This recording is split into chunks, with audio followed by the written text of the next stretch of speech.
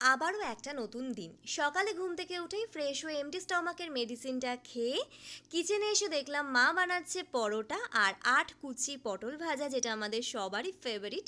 আর তারপর আমার রুমের জানলা দরজাগুলোকে খুলে দিলাম, আর আমার ইনডোর প্ল্যান্টসগুলো ভীষণ ভালো আছে।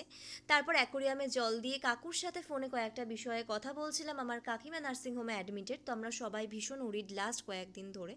আর একটা ফ্যামিলি থেকে কিন্তু জল ভরতে যাচ্ছিল কোনো একটা পুজোর, আর ওয়েদারটা ছিল ক্লাউডি।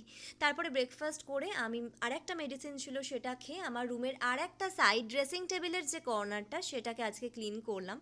তারপরে আবার কাকুদের বাড়িতে গিয়েছিলাম সবাই মিলে।